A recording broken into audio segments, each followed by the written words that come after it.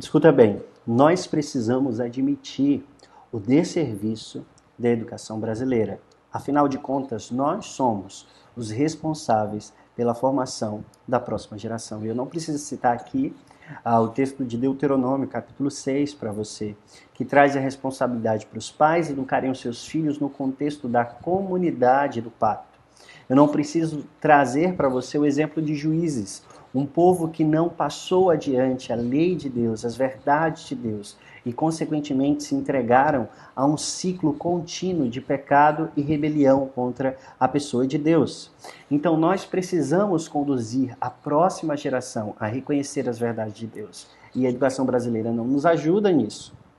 Um dos desserviços dessa educação é que nós temos verdades sem Deus. Deus está sendo tirado do âmbito da escola, tem sido tirado do nosso currículo, tem sido tirado desse empenho intelectual de compreensão do mundo. Entretanto, foi Ele que criou esse mundo. Foi Ele que trouxe à existência todas as coisas. Quando nós tiramos Deus da jogada, quando nós tiramos Deus do nosso empenho intelectual, nós nos entregamos a nós mesmos. O homem se torna o centro. Quando nós tiramos Deus da jogada, tiramos Deus da educação, nós estamos entregando a próxima geração à idolatria. Mas muito mais do que isso. Salmo 14, versículo 1 vai dizer que os tolos dizem que não existe Deus. Nós estamos criando uma próxima geração tola no seu desenvolvimento intelectual e no seu desenvolvimento científico e acadêmico. Nossa negligência permite que a próxima geração seja ensinada no ateísmo. Eu e você não precisamos de Deus para desenvolver o conhecimento. É isso que escolas estão ensinando. Escolas públicas, escolas privadas, e, infelizmente, escolas cristãs. Porque não adianta simplesmente colocar um versículo no quadro. Não adianta simplesmente dar instruções cristãs, cheia de um linguajar evangeliquez. Nós precisamos ensinar as nossas crianças e a próxima geração a pensar à luz das verdades das Escrituras. Uma outra questão que nós precisamos nos atentar é o propósito secular presente na educação. O relativismo moral e a doutrinação anticristã têm dominado cada vez mais os ambientes da escola. Olha, eu vou dizer algo que pode soar estranho para você, mas toda educação é doutrinação. Toda educação ensina uma verdade, uma perspectiva de mundo. Todo educador vai imprimir no seu aluno, vai imprimir naquele que o segue, no seu discípulo, aquilo que ele acredita. O grande problema é que massivamente a educação brasileira é anticristã. Olha só o que diz um humanista americano. A educação é o aliado mais importante do humanismo e toda a escola é humanista. O que pode fazer a escola bíblica teísta que se reúne 1 hora por semana e ensina uma fração das crianças para conter a maré de 5 dias de ensino humanista? Isso aqui é uma verdade que não se limita aos Estados Unidos, mas que está presente nos nossos dias, está presente nas nossas escolas. Mesmo, repito de novo, algumas escolas cristãs. Quem faz o nosso currículo? Quem decide o que essas crianças estudam? Qual é o caminho de formação que é escolhido para elas? Tudo isso comunica uma filosofia e uma visão de mundo. Que visão de mundo tem sido comunicada às nossas crianças? Quando a gente olha para a nossa educação hoje, nós percebemos que aquilo que é bom tem se tornado em mal. Aquilo que é verdadeiro tem sido transformado em mentira. Quem são os portugueses para você? Os burros que vieram roubar a riqueza do nosso país? Isso é muito reducionista diante de toda a compreensão da história. Existia sim interesses comerciais, existia sim interesses territoriais, mas existiam também interesses religiosos. A carta de Pero Vaz de Caminha nos diz: até agora não podemos saber se há ouro ou prata nessa terra, ou se há outra coisa de metal ou ferro. Nem lhe a vimos. Contudo, o melhor fruto que dela se pode tirar, parece-me que será salvar esta gente. E esta deve ser a principal semente que Vossa Alteza deve nela lançar. Entretanto, são esses personagens que são extremamente marginalizados, que são transformados nos vilões da história.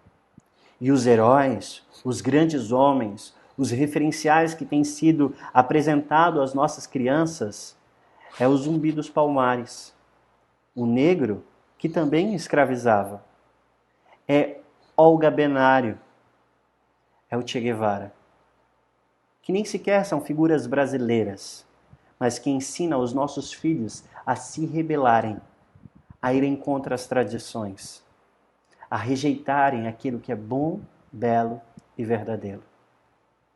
Nossa negligência permite que a próxima geração aprenda a rebelar-se contra Deus. Colossenses 2:8 vai nos dizer, para nós termos cuidado com a filosofia, com a tradição desse mundo, que nos seduz e muitas vezes nos prendem.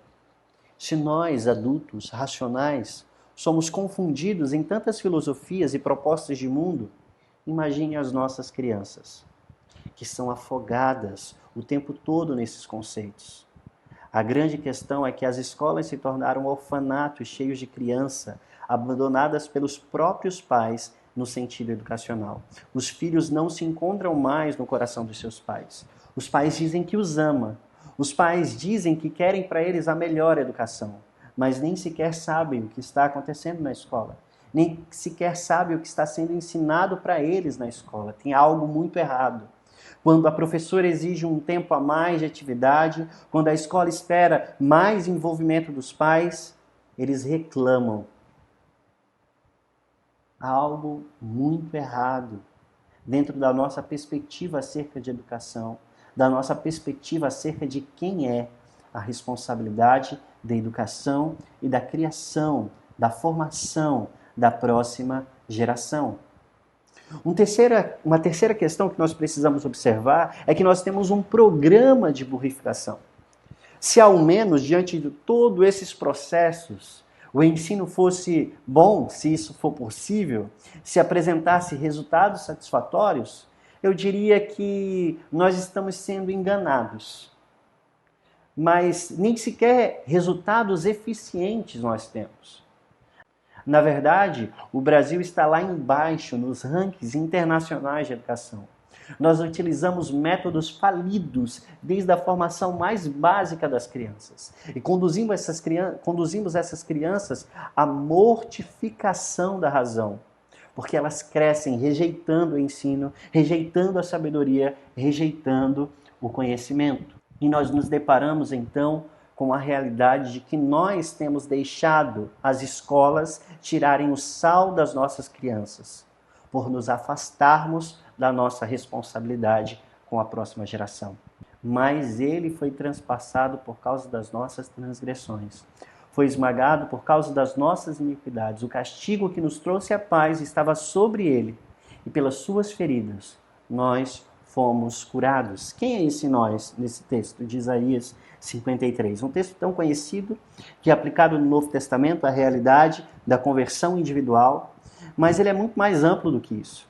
Esse nós não se limita ao indivíduo cristão, mas esse nós está falando de uma nação que foi transformada pelo poder de Deus. Se nós voltarmos lá em Isaías capítulo 1, nós vamos ver no versículo 4.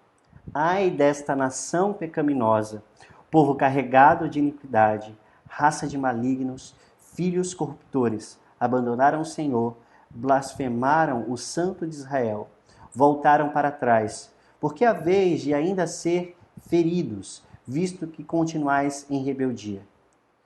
Toda a cabeça está doente, todo o coração enfermo, desde a planta dos pés até a cabeça. Não há nele nada que esteja são. É sobre essa nação ferida, essa nação machucada, que Cristo Jesus, que o poder de Deus, que o Evangelho de Cristo traz cura. Deus se preocupa também com nações, com povos, com a nossa geração. Se nós continuarmos caminhando acerca da narrativa que demonstra a realidade pecaminosa do povo de Deus naquela época, nós nos deparamos com o versículo 22. A tua prata se tornou escória, e o teu licor se misturou com água. Os teus príncipes, versículo 23, são rebeldes e companheiros de ladrões. Cada um deles ama o suborno e corre atrás de recompensas. Não defendem o direito dos órfãos e não chega perante eles a causa das viúvas. Alguma semelhança? Príncipes rebeldes, companheiros de ladrões, que buscam suborno e correm atrás de recompensa? Diante dessa realidade da nossa nação, diante dessa realidade de educação, o que eu e você temos feito? Será que nós vamos responder ao chamado assim como Isaías? Ouvir a voz do Senhor e dizer: eis-me aqui, envia-me a mim? Nós precisamos entender qual é a nossa missão. A nossa missão não é mudar o Brasil. A nossa missão não é transformar a educação de todas as escolas, a educação pública, a educação particular.